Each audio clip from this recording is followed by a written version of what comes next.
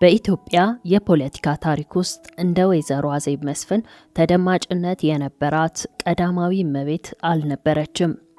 ከታጋይነት እስከ የኢኮኖሚ ንግስትነት የዘለቀው ጉዟቸው በመለስ ዜናዊ ሞት ዋዜማና ማግስት የታዩ ድራማዊ ክስተቶችን አምቆ ይዟል።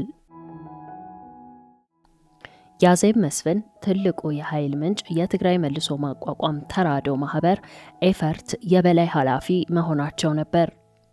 ኤፈርት በቢሊየን የሚቆጠር ሀብት የሚያንቀሳቅሱ እንደ መስፍን ኢንጂነሪንግ፣ አልመዳ ጨርቃ ጨርቅና መሰቦ ሲሚንቶ ያሉ ድርጅቶችን ይቆጣጠር ነበር።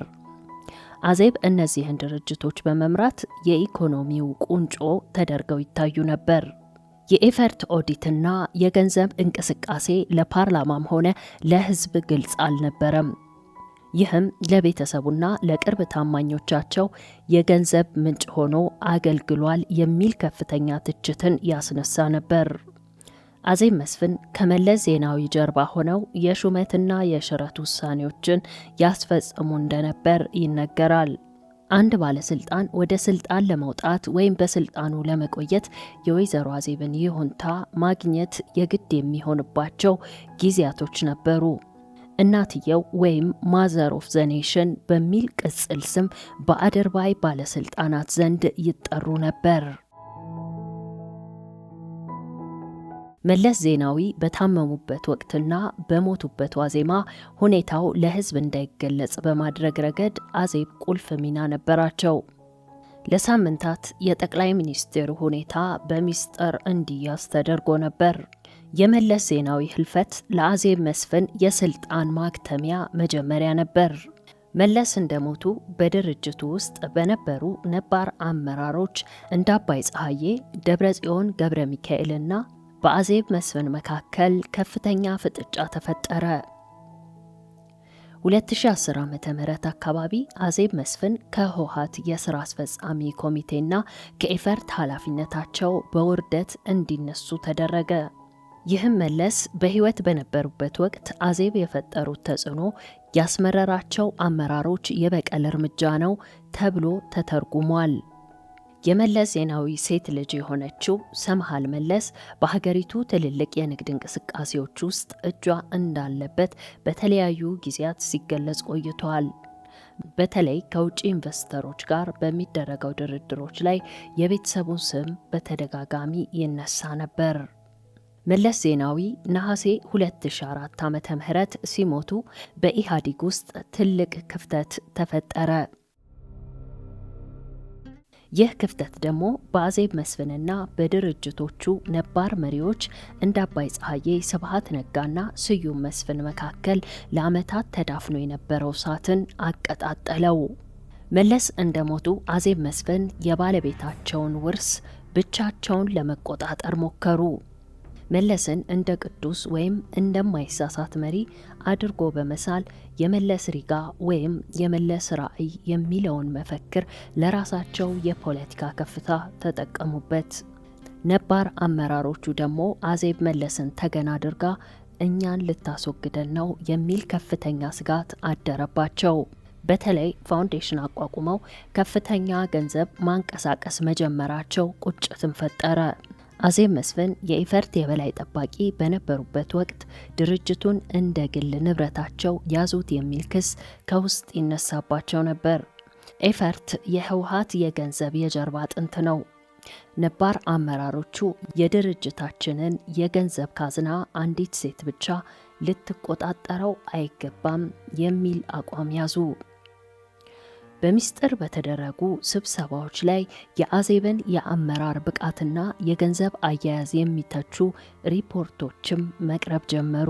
አዜብ ግን የመለስን ስም ለማጥፋት እየሞከራችሁ ነው በማለት ይከላከሉ ነበር። መለስ ከሞቱ በኋላ አዜብ መስፍን ለረጅም ጊዜ ከቤተ መንግስት ለመውጣት ፈቃደኛ አልነበሩም። አዲሱ ጠቅላይ ሚኒስትር ኃይለማርያም ደሳለኝ ወደ ቤተ መንግስት መግባት ነበረባቸው። ነገር ግን አዜብ የመለስ ትውስታዎች ያሉበት ቤት ነው በሚል ሰበብ ለወራት ቆዩ።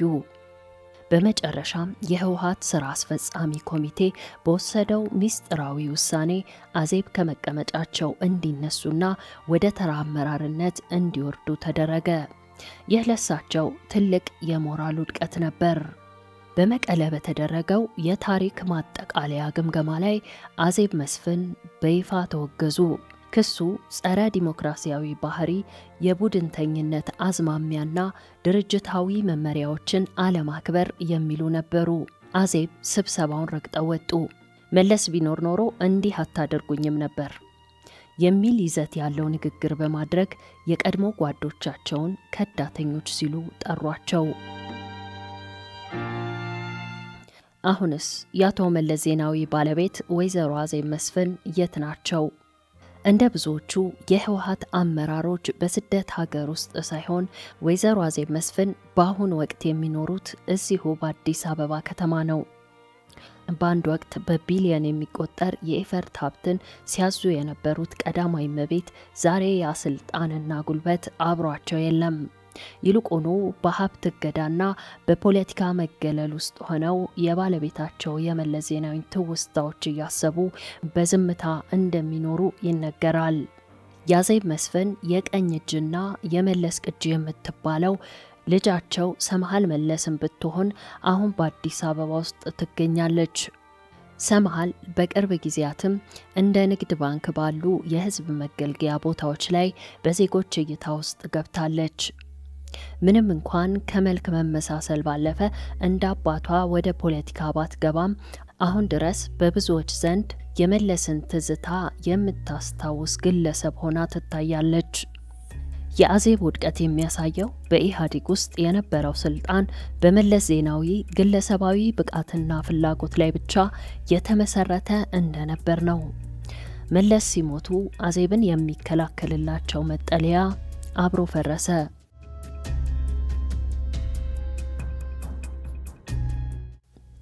ይህን ዘገባ ለማዘጋጀት እነዚህ ምንጮች ተጠቅመናል። በኤርሚያስ ለገሰ የተጻፈውን የመለስ ውርስና በአሰግድ ገብረስላሴ የተጻፈውን የመለስ ዜናዊ አምባገነንነት እንዲሁም የተለያዩ የዜና ማህደሮችን። ውድ ቤተሰቦች የዛሬው ዝግጅቴን በዚሁ አበቃሁ። ለቻናላችን አዲስ የሆናችሁ ሰብስክራይብ ማድረግና ቪዲዮውን ላይክ ማድረግ እንዳይረሳ። በሚቀጥለው በአዲስ ዝግጅት እስካገኛችሁ ሰላም ቆዩ።